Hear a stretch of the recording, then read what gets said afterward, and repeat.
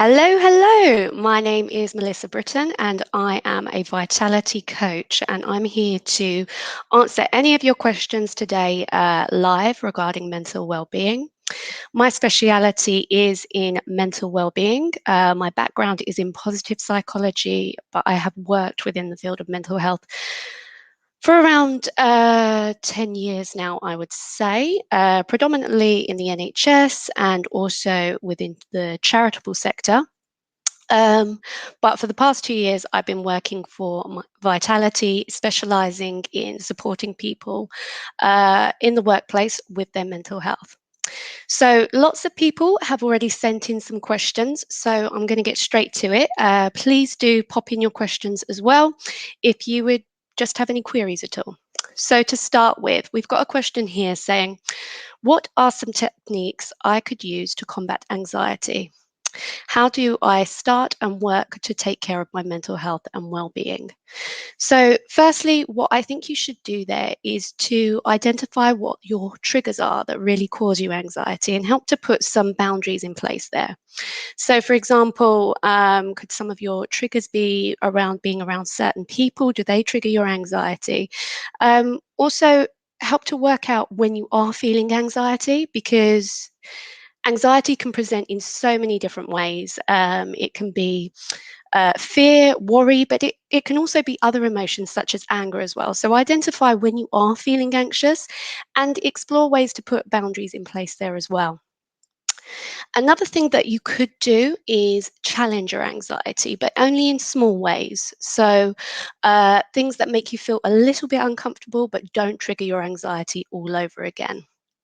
So, for example, if you've got some anxiety around leaving the house at the moment following lockdown, one thing that you could do is leave the house for short periods, doing small things. So, for example, if you're afraid to go to the local shops, go there when it's a little bit quieter and gradually build up onto that.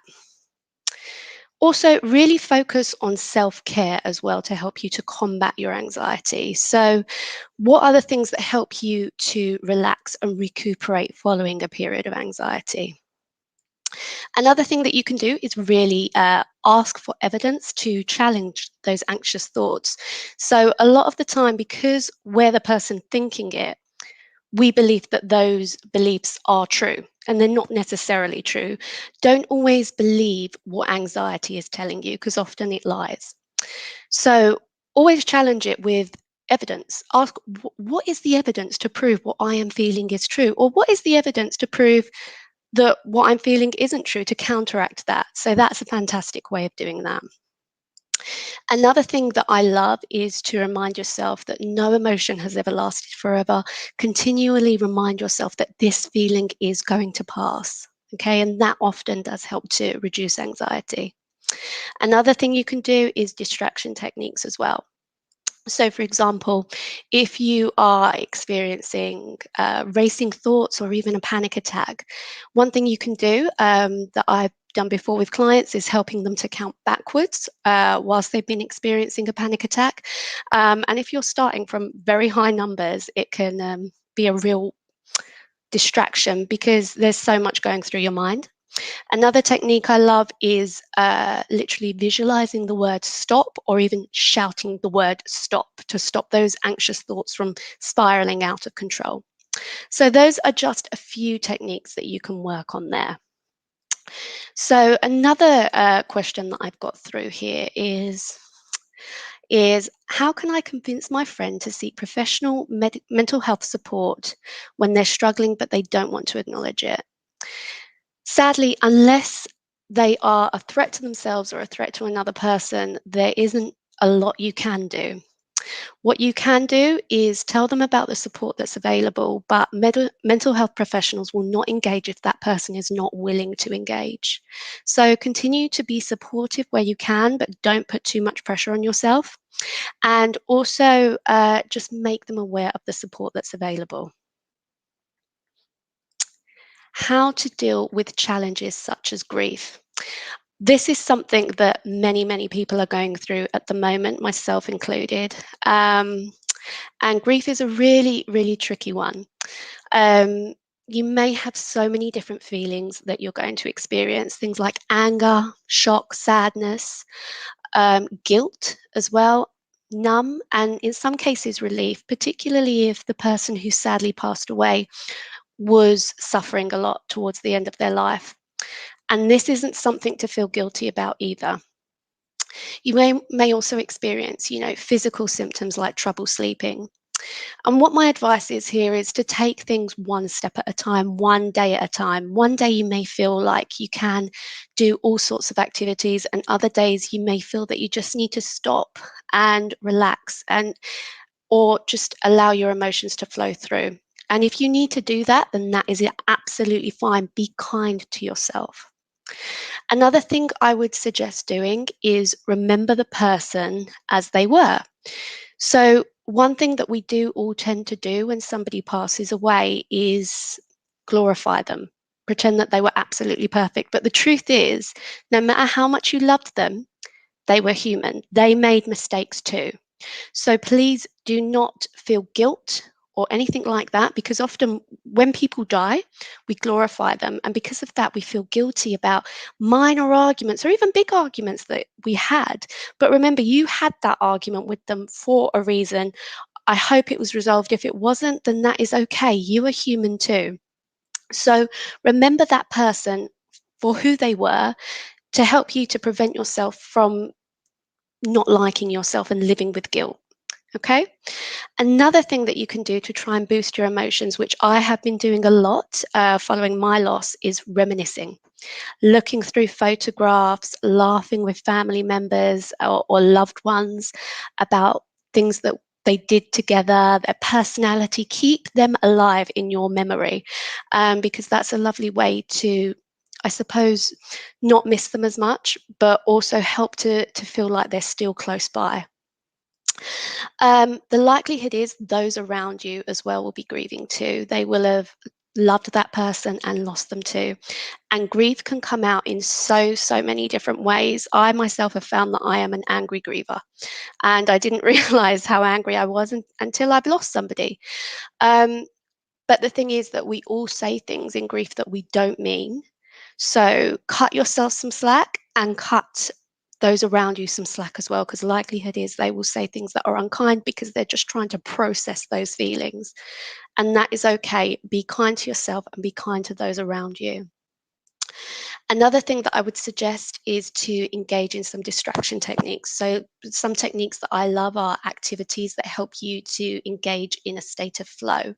So, flow is when we seem to lose all sense of time.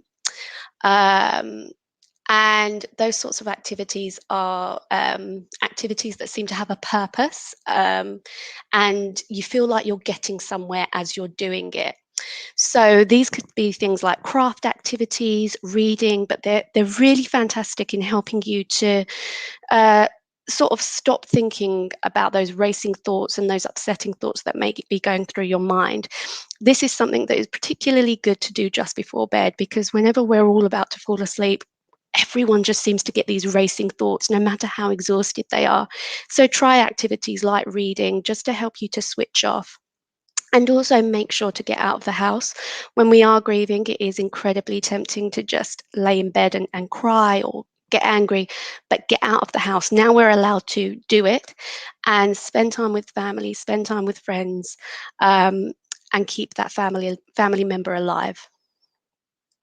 So, what are some good ways to relieve work related stress? Okay, so now that many of us are working from home, um, I would suggest having a clear desk policy. This not only helps for GPDR, but also if you've got all of your work stuff out constantly and you're trying to switch off, it's going to be constantly there reminding you. I've done that. Look, I've just started looking over to the desk that I usually work at. Yeah, so if you've got that stuff out constantly, then it's going to act as a constant reminder, and it's going to make it even harder to switch off.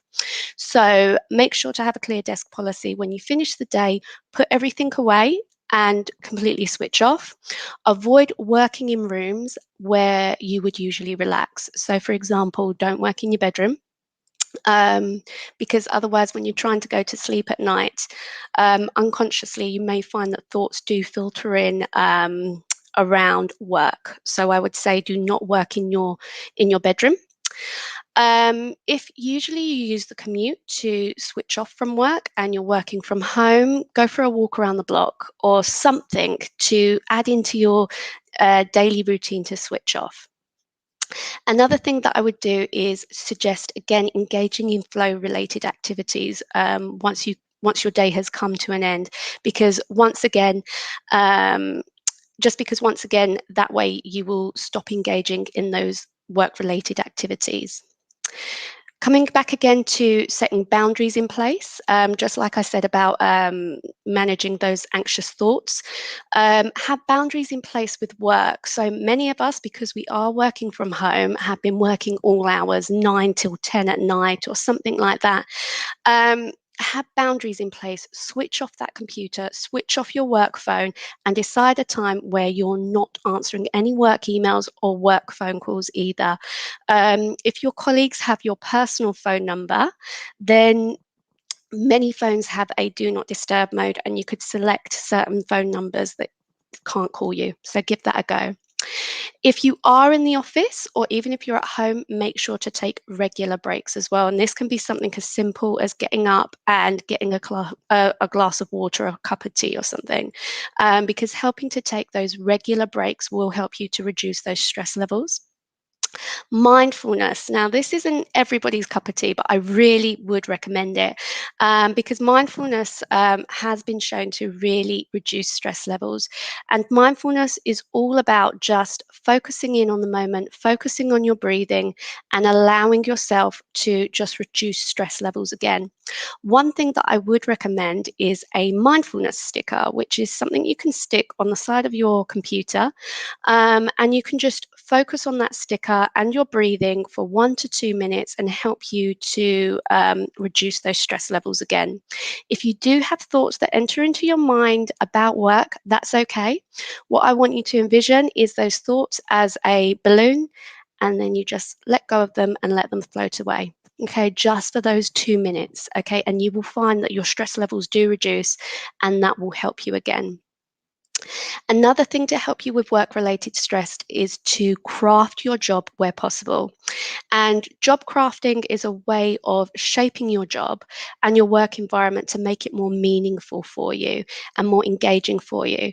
So that means things like customizing your work to use your strengths, or to customize your work to focus on the things that you really enjoy and to make it more meaningful.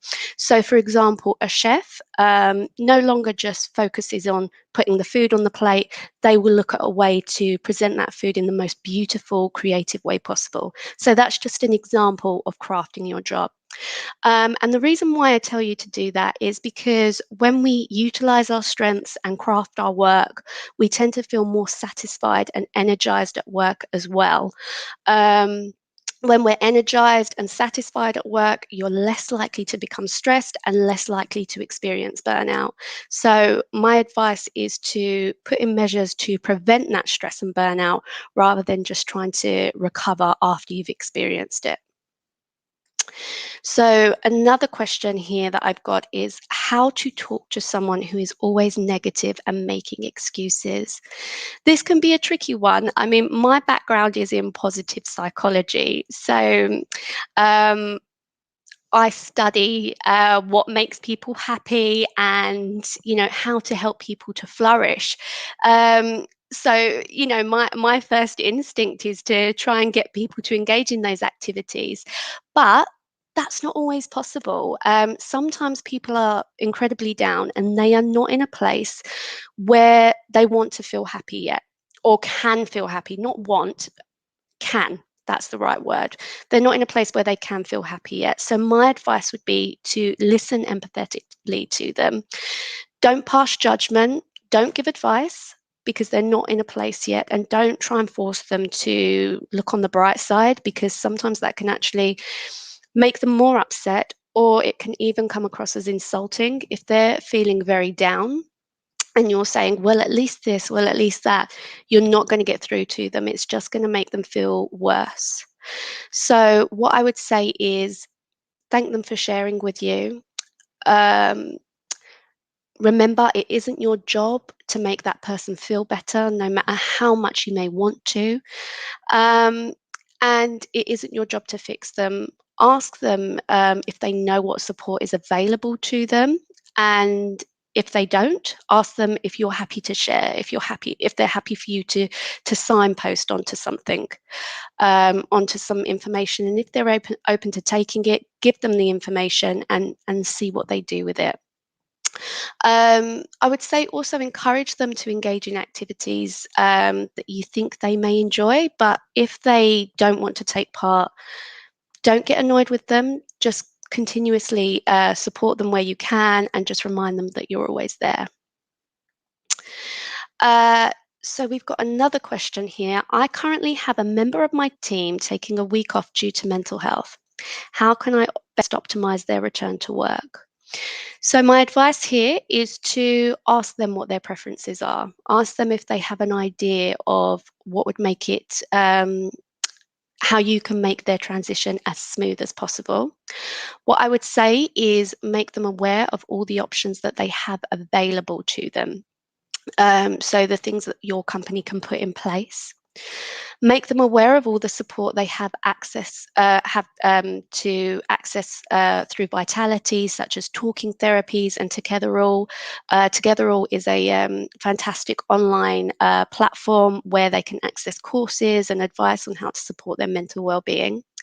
And also make them aware of the employee assistance program that you'll have within your company to support them. And lastly, just ask them what they feel would help them to thrive as well. So make sure that it's very employee centered and help them to lead the way on that. So we've got another question here. How can I ensure that I can support others while making sure that I am supported myself? Firstly, remember you can't pour from an empty cup. Okay, so always look after your own mental well-being first. It's like if you've ever been on an aeroplane before, they say, put on your face mask before you help others. So make sure that you personally are in a place where you can support others. Because when we're supporting someone who is um, suffering with their own mental well-being, we do absorb it ourselves. You'll often find that people who work in mental health, such as counsellors, will regularly have support from other psychological practitioners to help them to work through what they've been doing, because you absorb it yourself. So that's my message: look after yourself. And also remember what your role is. As I mentioned earlier, it isn't your job to make them feel better. So you may be talking to them, listening to them, supporting them in all ways possible. But if they don't feel better, don't feel guilty about it. That's not your fault. Okay? That's one thing to take home. And signpost them where possible. Make them aware of the support that is available to them. So, for example, if they have access to Vitality Health, make them aware of the talking therapies that they've got available. But if they don't have Vitality, there are so many charities that are available that are supporting us. There's the Samaritans, they're available 24 hours a day, 7 days a week, and also encourage them to go and see their GP. So my next question is, what are the signs I should look out for to identify that a colleague is starting to need help and support? So my main advice here is to look out for changes in behavior. So these changes can be in all different ways. So for example, have they changed the way that they're behaving towards you and other colleagues? Were they previously outgoing but are now very introverted? Or could it be the opposite way around? Perhaps they were a quieter person and now they almost seem a little bit erratic. Are they becoming tearful? Angry towards other people? So look out for those changes in behavior.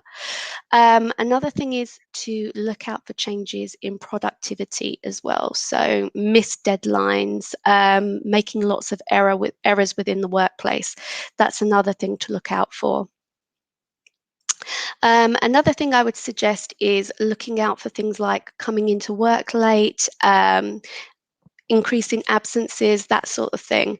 And even look out for a change in appearance. I know this is difficult in a virtual world that we're listening to at the moment, um, but once you do start seeing your colleagues, if you do start to notice that they're not coming into work as frequently, that's one thing to look out for. So, does your employer have any obligations with regards to employees' mental health the same way they do for physical health and disabilities? My short answer is yes, they do.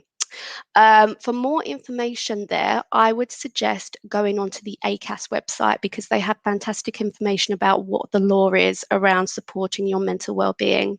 But essentially, employers do have a duty of care with regards to your mental well-being.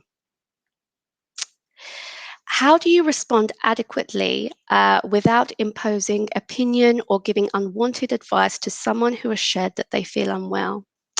So, I think we have touched on this already, but my advice is to listen to what they're saying to you. Thank them for sharing this information with you, because that will have been quite a big step for them. Embrace the silence as well. If you're at a place where you're not sure what to say, that's okay because usually when we are silent, that gives someone the opportunity to open up more. If you're talking over them, you actually may miss the opportunity to hear something that they want to tell you. Another thing that I would say is listen non judgmentally, as I mentioned earlier. So don't give advice, don't make them look on the bright side again, and ask them what do they know about the support that is available. And if they don't know very much, ask them if they would like to hear it. And if they would, tell them about what is out there. We've got another question here saying, one of my friends is an inpatient due to mental health and is struggling to cope. How can I best support them? Firstly, I want to reassure you that I've worked on a few inpatient wards in the past and they are getting amazing support. So don't worry there. Um, this is the safest place that they can be at the moment and they are getting plenty of support there. But at the same time, remind them that you are there to give them support as well. So when restrictions lift, go and visit them. Make sure that they know they're not forgotten about.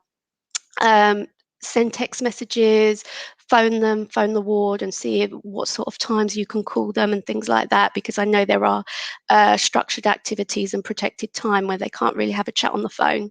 And it's just reminding them that you are there and you are going to be there when they're released from hospital as well. So sending lots of love to your friend. As a line manager, how can I start to broach the topic of someone's mental health and make them feel at ease? So, the first thing that I would suggest is to make sure that mental health is a common subject at work. So, it doesn't seem abnormal asking them. Make sure that your colleagues are very aware of the support that is available through your organization as well. So, remind them regularly, especially in such a uncertain time that we're going through as well. Have an open door policy so that people feel that you are approachable to talk to about any problems that they may be facing. Have regular one to ones and ask your team members open ended questions so it gives them the opportunity to speak more about what's going on for them. And once you learn a little bit more about what is going on for them, particularly in their personal life and their work life, you'll be able to identify if there are a lot of stresses that are going on. And if there are, just ask them, is there anything that I can do to make things a little bit easier for you? How can I best support you? And what I'd also say is booking workshops to try and educate them about mental health and how to support themselves and other people. And also work to change the culture in your workplace around the stigma from mental health issues. So always remember that change comes from the top. Uh, so be that person to try and make those changes. So let's see, have we got any more questions? So one person has written in saying, "Is drinking an indication of a possible mental health problem? If so, how do I go about helping them to see if they are reluctant to see it as a problem?" Uh, well, this is a tricky one, really. You would really need to know how frequently are they drinking. Is it every day, once a month, once a week, and is it impacting their ability to live their life on a day-to-day basis? Is it stopping them from engaging in activities that they need to do? If it is, then it is becoming a problem for them. And the thing that I would say is just speak to them about why it is that they are drinking so much. Is there something going on for them? And as I've said before, unfortunately, if somebody isn't willing to acknowledge a problem themselves, there isn't an awful lot that you can do about it. And you will find that mental health and drinking services are the same. Unless that person is willing to acknowledge the problem and engage in support, then sadly there isn't an awful lot you can do. So what I would suggest overall is to just see how often are they drinking. Is their binge drinking impacting their ability to complete day-to-day tasks, and just find out what is going on for them, what is the cause of their drinking, and if you can support them in any way to help them to cut down. Well, I think we have come to the end of our broadcast now. So thanks everyone so much for taking part, and have a fantastic rest of the day. Bye.